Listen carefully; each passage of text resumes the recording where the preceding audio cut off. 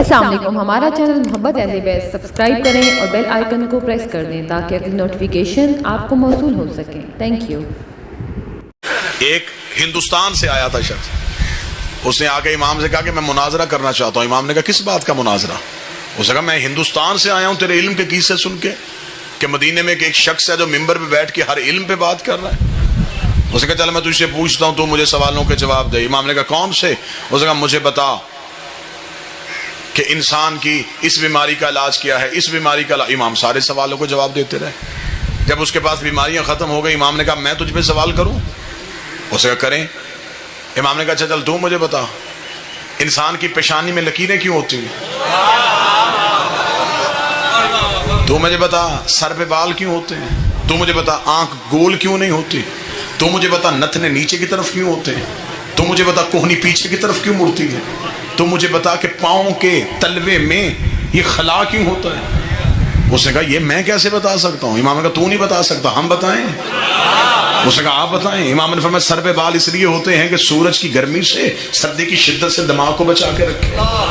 اس نے کہا اچھا۔ مولانا نے فرمایا ہم آگے تمہیں بتاتے ہیں پیشانی پہ لکیریں اس لیے ہوتی ہیں کہ سر کا پسینہ آنکھوں میں نہ آئے۔ اس نے کہا یہ آنکھ کا آنسو نمکین کیوں ہوتا ہے؟ اب یہ جو بزرگ بیٹھیں گے یہاں داد یہ دیں گے۔ اس نے کہا اب آپ مجھے بتائیں کہ انسان کی آنکھ کے اندر جو آنسو ہوتا ہے اس کا ذائقہ نمکین کیوں ہوتا ہے؟ امام نے فرمایا اس لیے کہ آنکھ کے اندر چربی ہوتی ہے، چربی محفوظ کرنے کے لیے نمک لگانا پڑتا ہے۔ کان کا پانی اس نے کہا کڑوا کیوں ہوتا ہے؟ امام نے کہا اس لیے اگر کان کا پانی کڑوا نہ ہوتا تو انسان سوتا تو کیڑے کان کے اندر چلے جاتے۔ اس نے کہا آنکھ گول کیوں نہیں ہے؟ امام نے کہا آنکھ گول ہوتی انسان جو دوا لگاتا وہ بہہ جاتی۔ اس نے کہا ناک کے نتنے نیچے کی طرف کیوں ہیں؟ امام نے کہا اس لیے کہ سانس کھینچ کے دماغ کو پہنچا ہے۔ اس نے کہا کوہنی پیچھے کو کیوں مڑتی ہے؟ امام نے فرمایا اس لیے کہ انسان آگے کو چلتا ہے۔ اس نے کہا ہتھیلی پہ بال کیوں نہیں ہوتے؟ فرمایا اس لیے کہ انسان چھو کے کسی چیز کو پہچان سکے۔ اس نے کہا پاؤں کے تلوے میں خلا کیوں ہوتا ہے؟ فرمایا پاؤں سیدھا ہوتا تو انسان چلتے ہوئے تھک جاتا۔ 132 سوالات اس نے سر کے بالوں سے لے کے پاؤں کے انگوٹھے کے ناخن تک بطور کے بیٹے سے کیے۔ امام ہر سوال کا جواب دیتے رہے۔ جب 132 جسم کے بارے میں پوچھ چکا تو اس نے اپنی پاؤں سے نالین اتاری، اپنے گھٹنے مدینے کی مسجد کے ریت پہ رکھے، ادھر وہ سر سجدے میں رکھنے لگا تھا یا امام نے اس کے سر کے نیچے آ کے اپنا ہاتھ رکھا۔ امام کہنے لگا کیا کرنے لگا ہے؟ اس نے کہا تجھے سجدہ کرنے لگا ہو۔ امام نے کہا مجھے سجدہ کیوں کر رہا ہے؟ اس نے کہا جو باتیں تو نے بتائی ہیں یہ عالم نہیں بتاتا، خالق بتاتا۔ تو خالق ہے۔ امام نے سجدہ مجھے نہیں، سجدہ اسے کر جس نے ہمیں علم کے اس عہدے میں بٹھایا جہاں ہم انسان کی کیا کائنات کی ہر چیز کی خلقت کو جانتے۔ فخر کیا کرو تم پوچھنے والوں کے ماننے والے نہیں، بتانے والوں کے اماموں کے ماننے والے ہیں۔ جتنا سینہ چوڑا کر کے زندگی گزارو اتنی گزارو، جیب میں ایک ٹکا نہ ہو، جیو فخر سے۔ وہ پیسہ امیری نہیں، علی کی ولایت امیری ہے۔ زیادہ دولت والا بندہ امیر نہیں ہوتا، علی ولی اللہ والا بندہ امیر ہوتا۔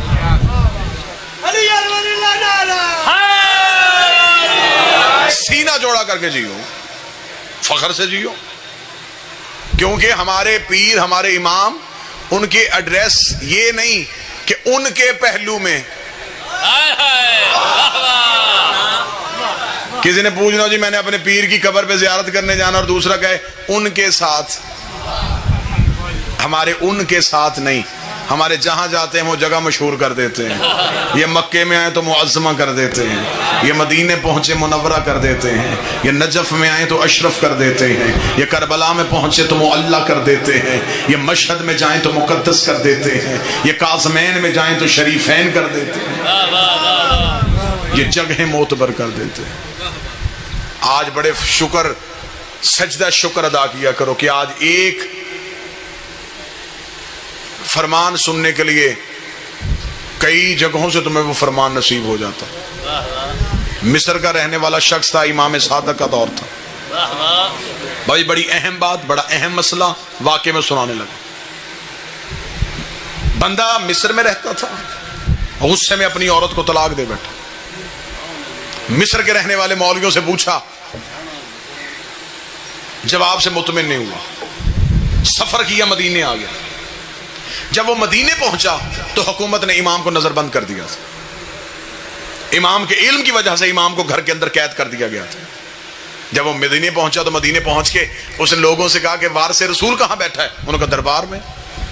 وہ جب سیدھا دربار میں گیا تو تخت پہ بیٹھا تھا، اس سے جا کے اس نے کہا جی کہ میں مصر سے آیا ہوں، کلمہ نبی کا پڑھتا ہوں، ساری زندگی میں نے رسول کو دیکھا نہیں، اسلام مصر پہنچا تھا، میں نے اسلام قبول کر لیا، مجھے مذہب اچھا لگا، میں نے مان لیا، اب میں بتوں کی پوجا نہیں کرتا، میں محمد کے اللہ کو مانتا ہوں، اس محمد کی رسالت کا اقرار کرتا ہوں، اس محمد کے وارث آپ ہیں؟ انہوں نے کہا جی ہم ہیں. اس نے کہا جی مجھے دین کا مسئلہ بتائیے، میں غصے میں اپنی زوجہ کو طلاق دے بیٹھا ہوں، اس بارے میں محمد کا دین کیا کہتا ہے؟ حاکم نے کہا کہ یہ مسئلہ میں نہیں بتاؤں گا، شام تک انتظار کر، شام کو جو دربار کے علماء آئیں گے نا ان کے سامنے اپنا مسئلہ رکھنا. وہ شام تک دربار میں بیٹھا رہا، سارا دن وہ دربار کا منظر دیکھتا رہا. شام کو مولوی دربار میں آئے، اس نے کہا جی کہ میں مصر سے آیا ہوں، غصے میں اپنی بیوی کو طلاق دی ہے، اب کیا کروں؟ انہوں نے جب اسے جواب دیا، اب میں اشارہ کروں گا، بعد میں کھل کے نہیں بتا سکتا، وہ سیدھا واپس آ کے حاکم کے پاس کہنے لگا جواب سن کے میں مطمئن نہیں ہوا، اتنا پتا چل گیا ہے نہ ان کا تعلق غیرت سے ہے نہ تیرا تعلق غیرت سے. یہ کوئی غیرت کا مذہب ہے؟ واللہ با حسین، میں ممبر کی عزت کا سب جتنے میرے شیعہ سنی مہربان بیٹھے، کتابیں لکھتی ہیں کہ اس شخص نے اپنی داڑھی کو نوچا اور نوچ کے کہنے لگا وائے ہو مجھ پہ، کیوں میں نے محمد کا کلمہ پڑھا، حیرانگی ہے مجھے، کیوں میں نے اسلام قبول کر لیا. یہ ایسا مذہب ہے؟ یہ اسلام کو برا بھلا کہتا دربار سے نکل رہا تھا، یا صادق آل محمد کے نوکر نے کلائی پہ ہاتھ رکھ کے کہا وارث کی پہچان تجھے نہیں ہے، گلا اسلام کو دے رہا. اس نے کہا پھر وارث کون ہے؟ انہوں نے کہا وارث یہ نہیں. اس نے کہا یہ کون ہے؟ انہوں نے کہا یہ تو تخت والے ہیں. نبی کے جانے کے بعد دو حصے ہو گئے اسلام کے، ایک تخت والا اسلام ہے، ایک غدیر والا اسلام. اس نے کہا یہ کون ہے؟ انہوں نے کہا یہ حکومت کے، یہ سگائے دنیا ہے، یہ دنیا پرست ہے. اس نے کہا پھر محمد کا وارث؟ اس نے کہا گھر کے اندر. اس نے کہا مجھے اس سے ملا کے لا. اتنا کہنا تھا، یا کتابیں کہتی ہیں اس صحابی کی آنکھوں میں آنسو ہے. اس نے کہا کاش تو پہلے آتا. محمد کا بیٹا محمد بن کے ممبر پہ بیٹھتا تھا، روز مجلسیں ہوتی تھی، روز درس ہوتے تھے.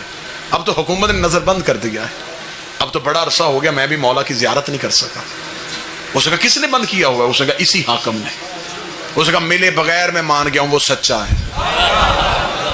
اگلی سطر سننا، میں فضائل پڑھ رہا ہوں، فضائل. اس نے کہا میں مان گیا وہ سچا ہے. اس نے کہا ملا تو نہیں اور تو مان کیسے گیا وہ سچا ہے؟ اس نے کہا میں مان گیا ہوں جب اسے پابند کیا ہوا ہے، کیونکہ سچ پہ پابندی ہوتی ہے، جھوٹ پہ نہیں ہوتی. اگر اسے پابند کیا ہوا ہے تو وہ سچا ہے. اس نے کہا پھر اس نے کہا میں امام سے مسئلہ پوچھوں گا. اب یہاں میں نے جو بات کہی تھی کہ میں واقع میں ایک بہترین نصیحت آپ کے سامنے رکھوں گا، جو سب دعا حاصل کروں گا. جس وقت وہ یہ مسئلہ پوچھنے آیا اس وقت مدینے میں ایسے جید صحابی موجود تھے جو یہ کہہ سکتے تھے کہ ہم امام کے نائب ہیں، ہم بتا سکتے ہیں کہ امام اس مسئلے کے بارے میں کیا کہتے تھے. لیکن نہ امام کے شاگردوں نے کہا کہ ہم امام کے نائب ہیں، اور نہ انہوں نے ایک مسئلے پہ فتویٰ دیا کہ ہم فتویٰ دے سکتے ہیں. نہیں، انہیں پتا تھا کہ جب حجت موجود ہو پھر غیر معصوم فتویٰ نہیں دیتا. نہیں بات ابھی سمجھیے گا. جب امام موجود ہو پھر غیر سے مشورہ کر سکتے ہو، فتویٰ نہیں لے سکتے. ابھی تک ہر بندہ سمجھا نہیں، میں اشارہ دینے لگا ہوں، ایک بہترین اشارہ. اگر کیونکہ پیاسے کو چشمے کی ضرورت ہوتی ہے، پیاسا کام ہے چشمے کے قریب جانا، چشمہ پیاسے کے پاس نہیں آتا. اب کوئی پیاسا چشمے کو ڈھونڈے ہی نہ اور نالی سے پانی پی لے، اس میں چشمے کا کیا قصور؟ جب شیعوں کو پتا ہو کہ امام موجود ہیں پھر وہ غیر معصوم کے قدموں پہ ہاتھ رکھ لیں، اس میں امام کا کوئی قصور نہیں. اب وہ شخص مدینے میں موجود ہے، اسے پتا ہے کہ اس دیوار کے پیچھے امام ہے. اس نے کہا اگر مجھ میں اتنی طاقت ہوئی میں ملوں گا ضرور. صحابیوں نے کہا کیسے مل سکتا ہے، وہ تو نظر بند ہے. اس نے کہا مجھے نہیں پتا وہ کہاں ہے، انہیں تو پتا ہے کہ میں یہاں ہوں.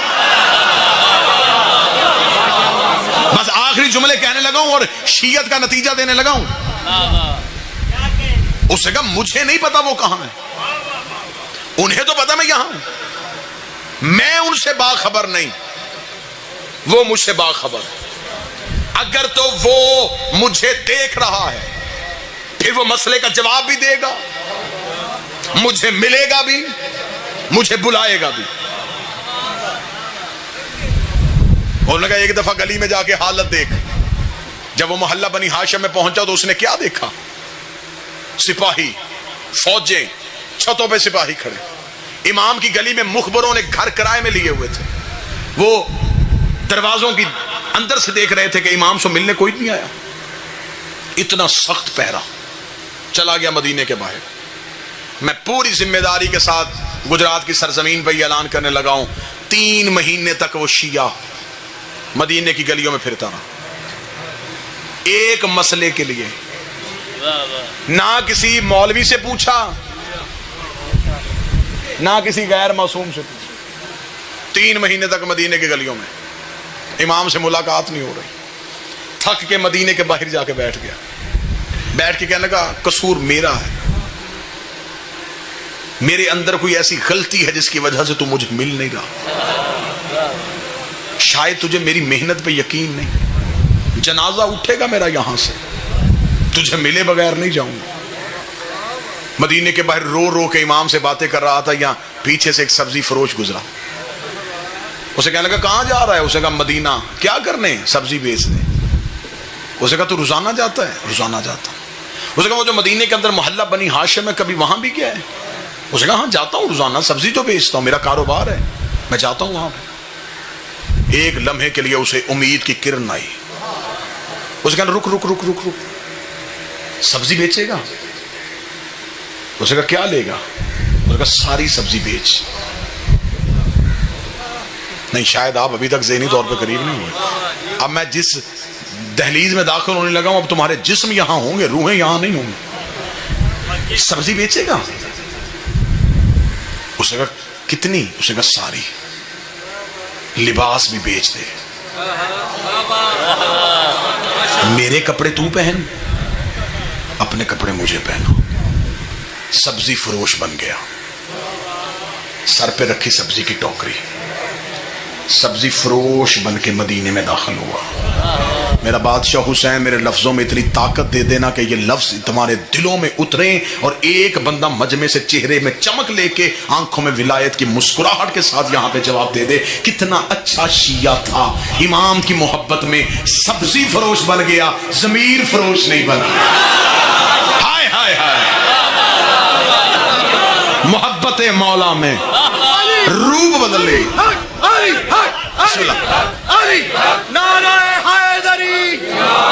رسول کے بیٹے کی محبت میں بسم اللہ صلی. لباس بدل لیا، ضمیر فروش نہیں بنا. سبزی فروش بن کے مدینے میں داخل ہو گیا. کس مدینے میں؟ جہاں بطول کا بیٹا ہے. کس مدینے میں؟ جہاں 3 مہینے گلیوں میں پھر رہا اور امام سے مل نہیں رہا. مدینے میں داخل ہو گیا سبزی فروش بن کے. سبزی لے لو، سبزی لے لو. گلیوں سے ہوتا ہوتا محلہ بنی ہاشم کی طرف رخ ہو گیا. محلہ بنی ہاشم کی پہلی چیک پوسٹ جہاں فوجی کھڑے تھے انہوں نے روکا. کہاں جا رہا ہے؟ اس نے کہا سبزی بیچنے جا رہا ہوں. اس نے کہا تجھے خبر ہے اس گلی میں کون ہے؟ تو اس نے کہا مجھے نہیں پتا، میں تو سبزی فروش ہوں، روزانہ سبزی بیچنے آتا ہوں. انہوں نے کہا ہاں ہاں ٹھیک ہے گزر جا.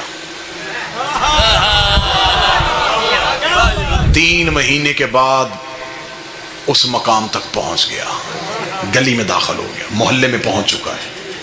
اب پتا ہے کہ اسی محلے میں مولا کا گھر ہے. اب اس گلی میں داخل ہونے لگا ہے جس گلی میں میرے بادشاہ کا محل ہے. جو ہی اس گلی میں آیا تو پھر فوجیوں نے روکا. کہاں جا رہا ہے؟ اس کا اس گلی میں سبزی بیچنے جا رہا. اس کا تجھے پتا ہے کہ اس گلی کے اندر کون رہتا ہے؟ اس کا مجھے یہی خبر ہے کہ یہاں کوئی اہم شخص رہتا ہے جس کے لیے فوجیوں نے یہاں پہ پہرے لگائے ہوئے ہیں، لیکن مجھے کسی کا پتہ نہیں، میں تو دوسرے شہر سے سبزی بیچنے آتا ہوں. چل گزر. اب امام کی گلی میں داخل ہو گیا. اب دل دھڑکنا بند ہو رہا ہے،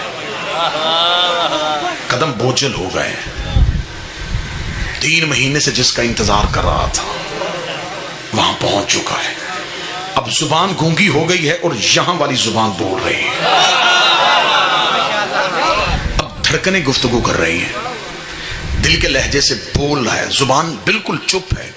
یہ دل بول رہا ہے کہ دیکھ اب میں یہاں تک آ گیا ہوں, اب میرا اتنا امتحان نہ لے, اب میری محبت کی قدر کر لے.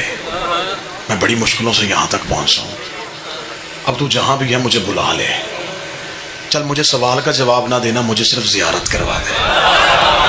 میں صرف دیکھنا چاہتا ہوں کہ محمد کیسے تھے, میں دیکھنا چاہتا ہوں علی کا حسن کیسا تھا, میں دیکھنا چاہتا ہوں حسین کریم کتنا تھا.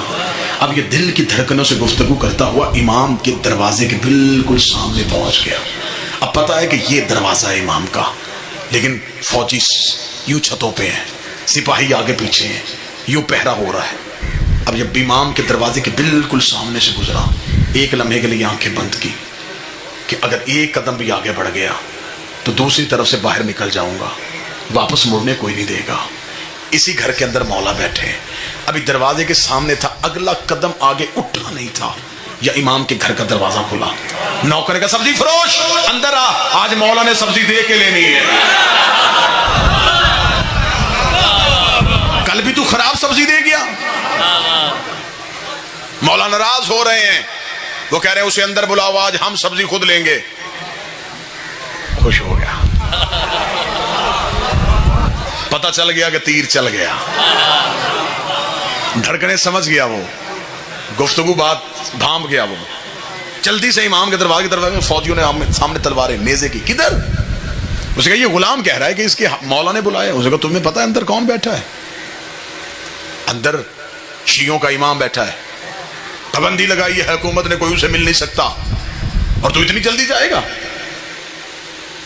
اسے کہا اس نے کہا کہ سبزی ان کے مولا نے دے کے لینی ہے, میں تو سبزی بیچنے جا رہا ہوں, مجھے کیا پتا کون ہے. سپاہیوں نے کہا ہم تیرے ساتھ چلیں گے. 2 سپاہی پھر ساتھ چلے, امام کے صحن کے اندر جا کے ٹوکری رکھ کے بیٹھ گیا. کتنا خوش نصیب تھا. اب جتنے نمازی میرے ساتھ شامل ہیں مجھے اتنے ہی چاہیے تھے, جن کے عقیدے کا وضو ٹھیک ہے وہ اگلی صف میں آ گئے ہیں. یوں امام کے صحن میں بیٹھا ہوا اور نظریں ہیں حجرے کے پردے پہ. پتا ہے کہ اس حجرے سے باہر آئیں گے. سپاہی سر پہ کھڑے ہوئے ہیں, نظریں حجرے پہ ہیں, دل کی دھڑکن قابو سے باہر ہے. ایسے انتظار کر رہا تھا جیسے موسیٰ طور پہ کرتے تھے. یک لخت حجرے کا پردہ اٹھا, امام کا پہلا قدم صحن میں آیا. سر پہ رسول والا امامہ, ابو طالب کی ابا, ہاشم کی دستار, عصائے موسیٰ کو ہاتھ میں لیے ہوئے, انگشتری سلیمان کو انگوٹھی میں پہنے ہوئے, چہرے پہ حسن والی مسکراہٹ, علی والا حسن. یہ امام کو ایسے دیکھ رہا تھا جیسے مصر کی عورتیں یوسف دیکھ رہے ہیں.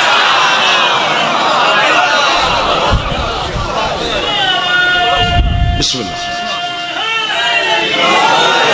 اگلے ہی لمحے میں مہتاب امامت اس کے پہلو میں آ گیا.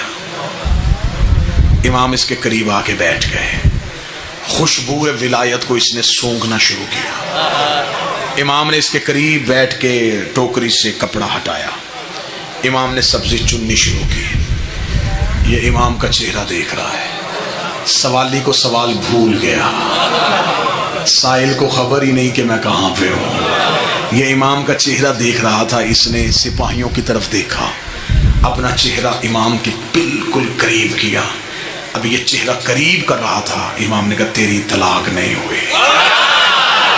کوئی ایک بندہ تو ہوگا جو قدر کرے, کوئی ایک بندہ تو ہوگا جو 35-40 منٹ کا معاوضہ مجھے دعا کی صورت میں دے دے. تیری بسم اللہ.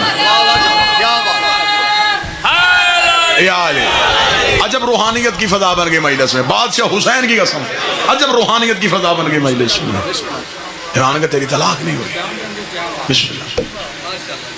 اس نے آہستہ سے لہجے میں کہا میں نے پوچھا تو نہیں. امام نے کہا ہم سوالوں کے محتاج ہیں. اس نے یوں سپاہیوں کی طرف دیکھا, کہیں نہ کہیں شک نہ پڑ جائے. امام نے کہا مطمئن ہو کے بیٹھ, وہ نہیں سن رہے. ہائے ہائے ہائے.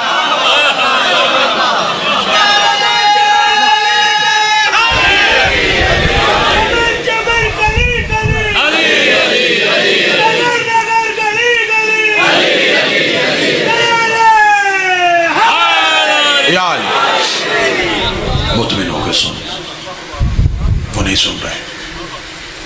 مالک کیوں؟ فرمایا ہم وہی ہیں جو معراج کے پردے میں بولے تھے. اس کا مولا 3 مہینے سے بیٹھا ہوں مدینے میں, مصر واپس جاؤں گا. لوگ پوچھیں گے کہ صرف اتنا پوچھ کے آ گیا کہ طلاق نہیں ہوئی, کوئی دلیل؟ کاش وقت ہوتا. امام قرآن کی آیتیں پڑھتے, امام نانے کی حدیث سناتے.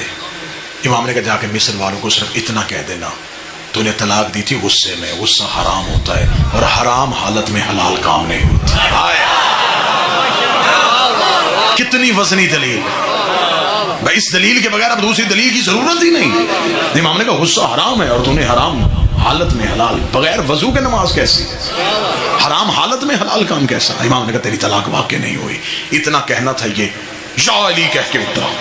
سپاہیوں کی آنکھیں کھل گئیں, اس کو دونوں کاندھوں سے پکڑا. اچھا تو بھی محب ہے, بھیس بدل کے آیا تھا, تو نے ہمیں دھوکہ دیا, ہم تمہیں زندان میں ڈالیں گے, یہ کہہ کے کھینچ کے لے کے جا رہے تھے. اس کے چہرہ امام کی آنکھوں پہ تھا, امام کے چہرے پہ ہلکی سی مسکراہٹ تھی. اس کا اب مجھے کوئی ڈر نہیں ہے, اب چاہے یہ مجھے قتل بھی کر دے, مجھے زندگی کا مزہ آ گیا, میں نے تیری زیارت کر لی ہے, اب مجھے زندگی سے محبت نہیں رہی. لیکن جاتے جاتے مجھے ایک سوال کا جواب دے دے.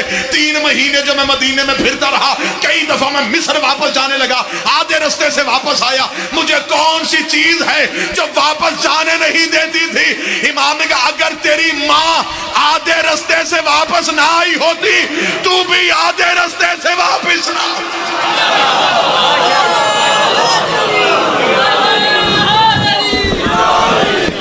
وہ بھی ایک دفعہ زمانہ جاہلیت میں گناہ کا ارادہ لے کے گھر سے نکلی تھی, آدھے رستے سے واپس پلٹ آئی.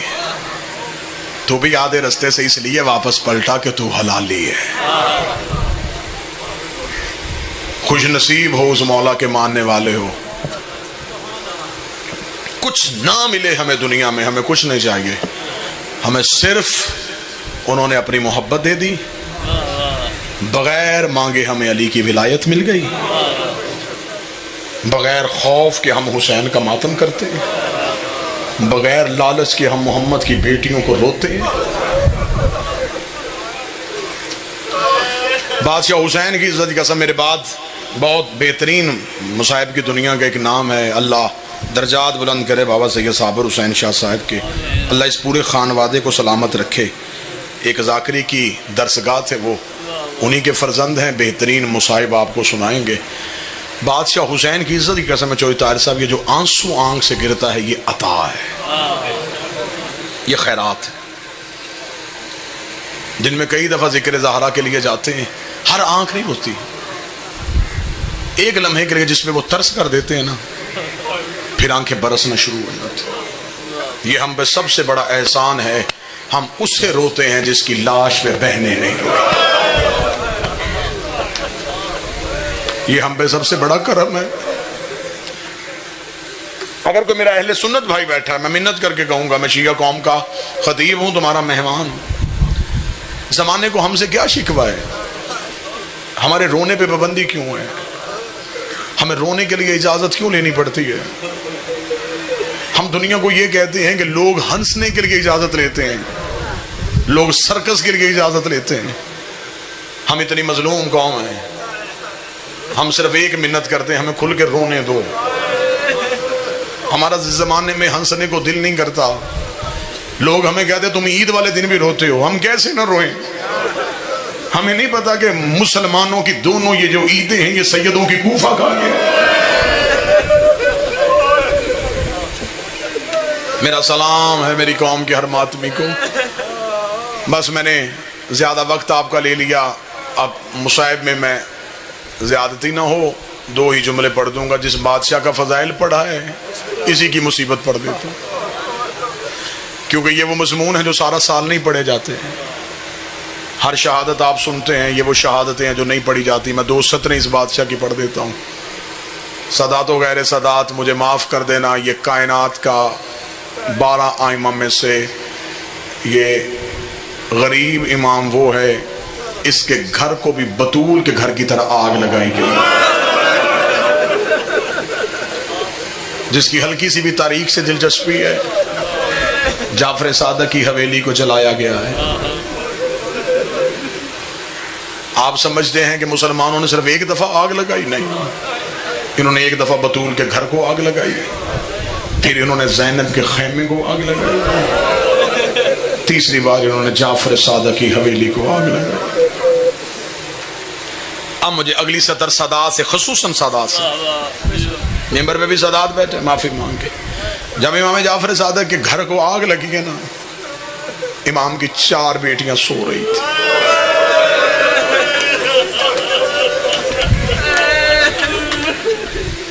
منصور کے کہنے پہ ابن زید ملعون آگ لگانے کے لیے آیا. بس 1 یا 2 جملے پڑھنے، میں نے 1.5 یا 2 منٹ کوشش کرنا، 1.5 یا 2 منٹ میں ماتم بھی ہو جائے، گریہ بھی ہو جائے. جو رو نہ سکے وہ ہائے کہہ دے، وہ بھی عبادت میں شامل ہو جائے گا، اس کی بھی عشق کی نماز مکمل ہو جائے گی. جب یہ امام بادشاہ صادق کے گھر کو آگ لگانے کے لیے آئے نا، بیٹیاں بادشاہ کی سو رہی تھیں. ابن زید ملعون نے چاروں طرف سے آگ لگائی ہے. جب چاروں گھر کے کونوں سے آگ لگی ہے نا، تو امام کی بڑی بیٹی عالیہ اٹھ کے وہاں گئی ہے جہاں موسیٰ کاظم تھے. رو کے کہتی موسیٰ جاگ، میرے گھر کو آگ لگ گئی ہے، موسیٰ جاگ، حویلی کو آگ لگ گئی ہے. کتابیں کہتی امام موسیٰ کاظم کے لیے آگ بجھانے کے لیے اور کچھ نہ تھا، امام نے سر سے امامہ اتارا، امامہ اتار کے امام نے اس کے کپڑے سے آگ بجھانی شروع کی. بہن نے بھائی کا ہاتھ پکڑا، رو کہتی موسیٰ تیرا امامہ جل جائے گا. اتنا کہنا موسیٰ کاظم زمین پہ گر گئے. رو کے کہا تجھے بھائی کی چادر کی اتنی فکر ہے؟ ہائے شام غریبہ، میری ماں زینب رو کے کہتی سجاد آنکھیں کھول، تیرے بستر کو آگ لگ.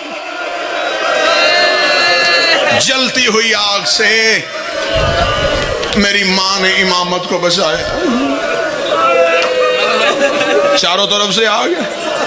ایک جملہ میں نے پڑھ لیا، ایک میں نے اور پڑھنا ہے. ایک جملے کے لیے پھر میں دعوت دوں گا. جتنے غیر سید ہو ہم نے دینا ہے پرسہ. جتنے سادات مجلس میں بیٹھے ہیں تم نے بحیثیت اولاد زہرا پرسہ وصول کرنا ہے. اب سادات سے معافی مانگ کے جب لگ گئی نا گھر کو، چاروں طرف سے آگ.